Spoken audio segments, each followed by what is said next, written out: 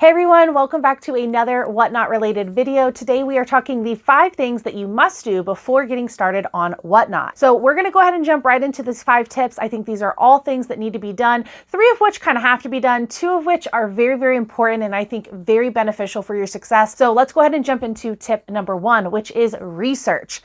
Far too many people jump into Whatnot without ever really looking at the platform. Go ahead and start looking at people's shows. Get on the platform, play around with it, look at all the different categories there are, and start kind of just getting familiar with the app in itself. Then go ahead and find the category that you plan on selling in and start just doing some research. How many people are doing shows? How often are shows happening in this category? What are the types of people that are selling? What are they selling? What's actually selling? And what's the format that they're selling in? And just start kind of taking mental or physical notes and just absorbing information. Do that for a few days, maybe a week. And then at the end of that, you'll be able to have a good idea of kind of not only how the platform works, but really what works in those categories. If you have an opportunity to be a buyer, that is going to be a huge plus because you're going to be able to have now the experience of what it looks like when someone actually bids on something or buys something from the Buy It Now, and what it looks like when they receive the emails from Whatnot saying your package has been delivered, or please leave a review, or what your purchase history tab looks like. You can kind of see on the back end what that looks like. You're also very quickly going to start seeing what is appealing to you, what's drawing you into those shows, what is making you want to stay and maybe make a purchase in that show. So take note of what you think works really well and maybe some of the things that you don't like that you see. This is also going to give you just an overall good perspective on how saturated your category is. I know there's plenty of categories where there's so much room for new sellers to pop in, and then there are a ton of categories that really have very little leeway room for new sellers, and it's very challenging to break into those categories. But it all depends on you and what you bring to the table. Maybe you have amazing inventory, a great personality. Maybe you do shows when not a lot of people sell. Maybe you're able to sell when there's only a handful of other people on to sell. So that works really well for you, and you can benefit from just the time that you do your shows. But regardless, figure out all the details you need, take some inventory, realize kind of how it works and what is happening in the category you want to sell in and how you can find a place fitting into that category as well. Okay, step number 2 is schedule a show. And now you can go ahead and schedule a show before you get started doing your research, because maybe you find ways to connect with the community as you're doing research, getting to know people that buy or sell, and your name becomes a little familiar in that category or in those shows. And maybe people want to click on your profile and see, are you a seller as well? And then they see you have a scheduled show, they can bookmark it. So you may want to schedule your show before you do your research, but definitely schedule your show after you do research. I'm going to tell you need to schedule 2 shows, okay? You need to have a show that you can go live with, but then a secondary show that once you're live, there's something for people to bookmark. So what you want is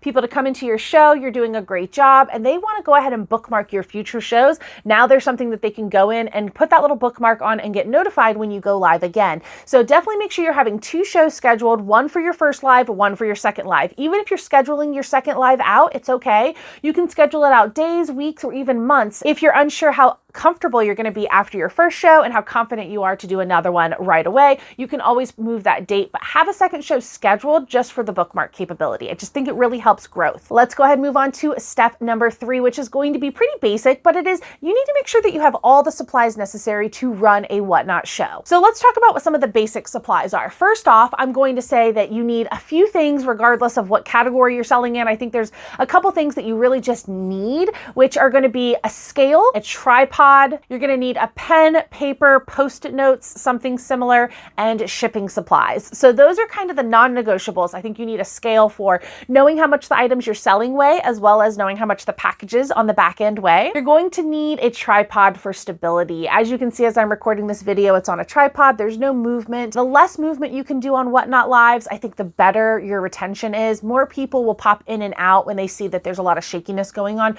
So the tripod really provides a level of stability within a show. Next, just something to write with and write on is important. Post-it notes are pretty prevalent.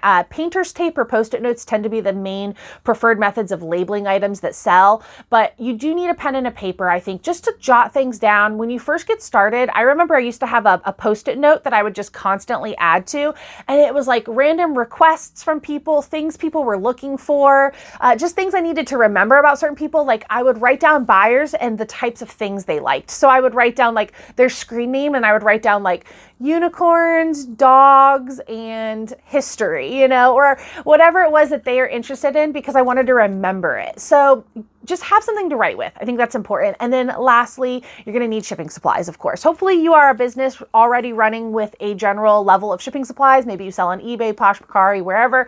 So you already have some level of shipping supplies. Just make sure you do have those so that if you make sales in your first couple shows, you are ready to ship them out. It's nothing worse than getting an awesome item in crappy packaging, or you had to go out and buy packaging because you didn't have any on hand, and that really cuts into your profits. So make sure you have the appropriate shipping supplies. Also, if you're looking for any of these items like the tripod or shipping supplies, and if you click the description below, I do have affiliate links for all of like my packing supplies, tape, tripod, all that stuff is in there. So if you're interested in what I use, you can go there. Well, I buy a lot of my stuff from Amazon. It's just the most affordable for me, and it comes right to my door in just a couple days. There are things I need when I sell in categories that I don't need when I sell books, right? So I like to have certain category specific things. For me, as a plush toy seller, I like to have a cleaning spray, a tape measure so I can know lengths when people ask, and a lint roller. I also like to have like bags. When I'm doing bundles of plush, I can bag everything together. So those are kind of the like main supply things that you're gonna need, and just having those on hand is just gonna make your show run so much smoother. So, all right, you are halfway there. Let's go ahead and jump into step number 4. Step number 4 is going to be going ahead and loading up your show with all of the items that you plan on selling in it. So this is kind of the fun part. You get to pick, how do you wanna sell? What method do you wanna use? Are you going to do a full-blown listing method where you list everything individually? Are you going to do some sort of pulling items live method where you maybe just have everything you want to sell in a pile and you're just going to show everything randomly one at a time, and if someone's interested in it, you just run that item, but it's not necessarily listed in your auction tab? Do you want to just do a ton of stuff in the buy it now? Maybe you just don't care about pricing and auction. You just want to set a set price, an image, and a description, and say, hey, everything's loaded in the buy it now, buy it there. Whatever it may be, this is your time to go ahead and get that set up. Now you've got to prep for your show. I recommend doing this a few days in advance if possible. Don't wait until the last minute to do this. At least while you're getting started, give yourself plenty of time to learn the listing process. Figure out how long does it take for me to do a listing on Whatnot, and then go ahead and start getting those listings in. So let's say you want to do individual listings. You decided, I want to take a picture and write a description for every single item, and I want to run it and keep it organized that way. Great. Go ahead, set up your photography station and start following the listing process. Get an image in there, pick a category. You need a title and a description of some sort.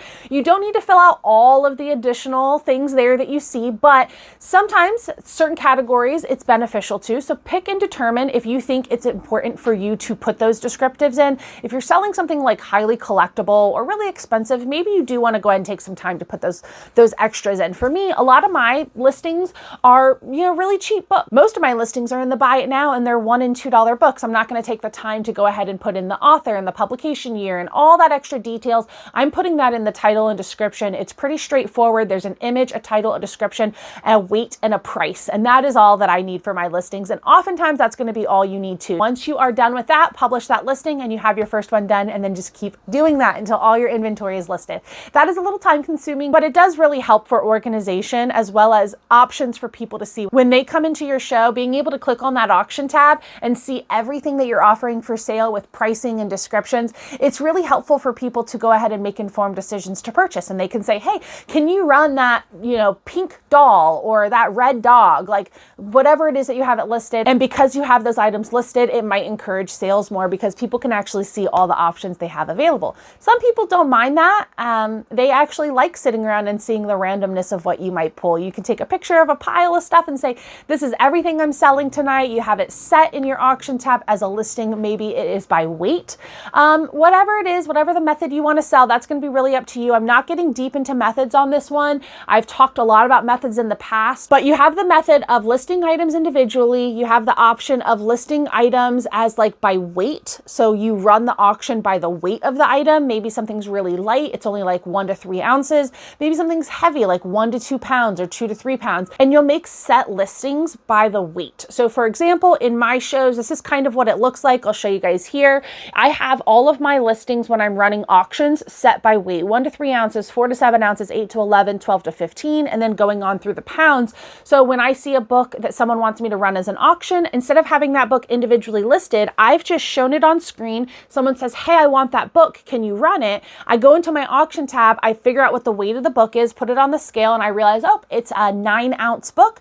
I'll click the option for 8 to 11 ounces. I will run that auction, and then when that auction sells, it'll say 8 to 11 book 1, right? Or number 1. And then if I was to run another 8 to 11 ounce item, it would say 8 to 11 number 2. And that's what the Post-it notes are for. Then I can write 8 to 11 1 and stick it on that book and put it to the side. And then when I run my next auction, same, label it. Maybe it's 1 to 2 pounds number 10, and I label it, and I just keep putting everything to the side and labeling it and running via the weight of the item. I know that's a lot. And so if you are really new to Whatnot and you have questions about that, feel free to message me. Also, maybe just go back and watch some of my old videos. I have a lot of content talking about that specifically. If you go to like the videos like the Whatnot seller dashboard walkthrough videos or seller 101 tutorial type videos, I usually talk about that more in detail. So if you want to learn more about how you do that, definitely check out those older videos. And then the other way would be you list items as they sell, which I do not recommend. Some people that works for them, I don't recommend it, which would be you would show the item and someone goes, I want that item. And then you take like a screenshot of the item and then make a listing for that item and then run it on auction. I do that for my bundles. So when I'm making bundles of books, I will take a screenshot of the item and make a listing and put it into the buy it now for the buyer to buy. But that's because that is a complete custom bundle. This is an item that's just a single item. So I'm not quite sure why you would take the time to live, take a picture, because it takes like a minute. I would say it takes like 30 seconds to a minute, depending on how fast you are, to make a listing live. And if you're doing that all the time, there's people that are going to lose interest. So I don't recommend that style. I think one of the first two methods are going to be your best bet on how you should use the auction. Okay. So hopefully that makes sense to you, but load up your auction, figure out how you want to sell. Again, based on the research that you've done, you can pick and determine what is the method that you think is best going to work for you, and then duplicate that. And if you don't like it, you can try something else the next time. That's the beauty. There's a lot of option for fixing, trial and error, testing, retesting, scrapping, starting over. You can do it all. There's no pressure to get it right the first time. Just have the general basics and then tweak and modify it from there to best fit your model of how you like to sell and maybe how the people that are coming into your shows like to buy. Okay.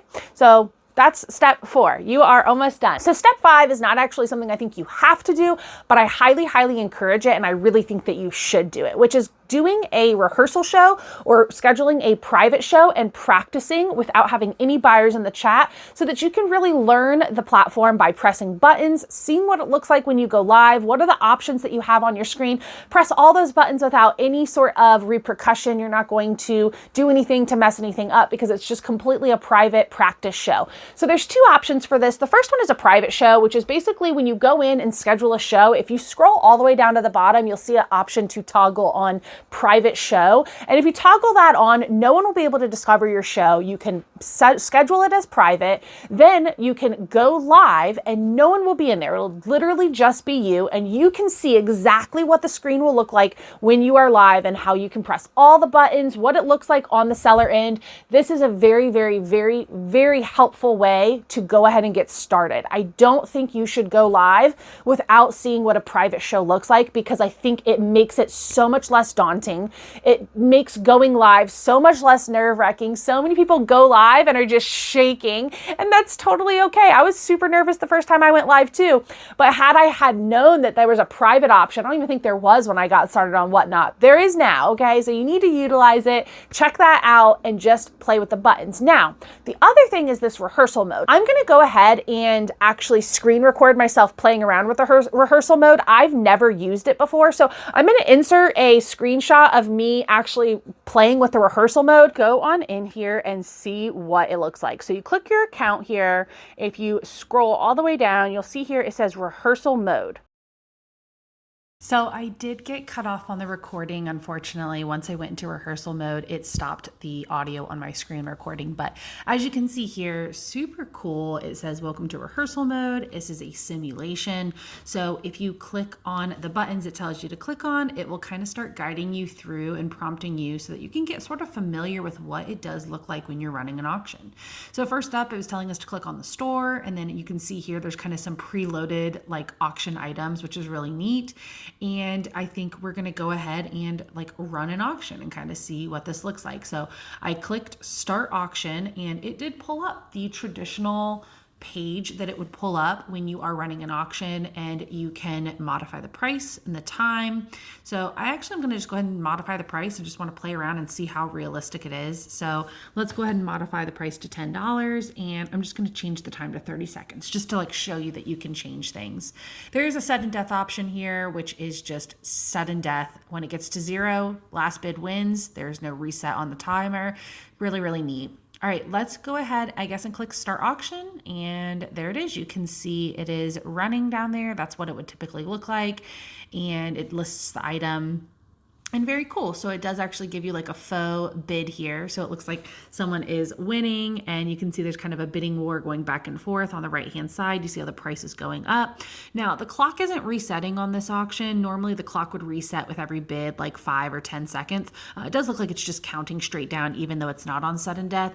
But obviously once someone wins, you want to let them know, like, thank you so much for your purchase. You can see here, it says this is their first purchase, but just thank them and, you know, say you appreciate it, of course.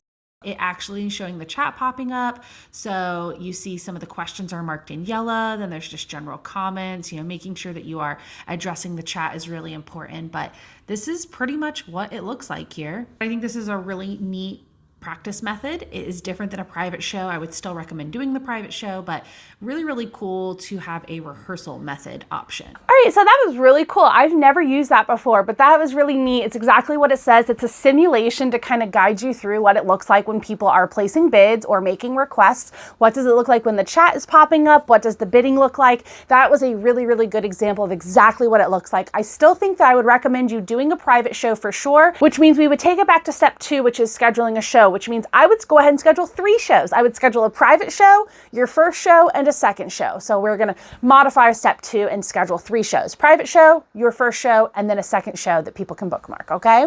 So I think that's pretty much it. These are things I think you absolutely need to get done. You need to do your research. You need to schedule your show. You need to make sure you have all the supplies necessary to run a show. You need to go ahead and get that show loaded with the way that you want to run it and do a practice run. Get that practice show out of the way. Go ahead and do your first show, and then do like 5 or 6 more until you can really get the feel for it and determine if this is a platform that you want to add into your selling repertoire, or maybe this is the only platform you want to sell on. Either way, it's a great place to sell. It's a lot of fun. The community is awesome. I get a lot of my social interaction accomplished through being on the platform as both a seller and a buyer. So it's a lot of fun. I highly recommend it, and hopefully this helped. I think that if you can do those first 5 steps, you're at least going to be on the complete right track and path to your first show being a success. So if you like this video, go ahead and hit that thumbs up, and definitely comment below if you have any questions or comments. I'm more than happy to answer. I always answer all comments. So if you have any questions, please let me know. I'd be more than happy to answer those for you.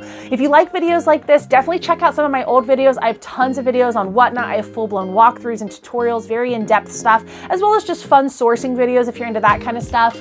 I make a video every Thursday and publish it around noon. So I hope to see you guys next week. Thank you so much for watching, and I'll catch you guys later. Have a great week. Bye.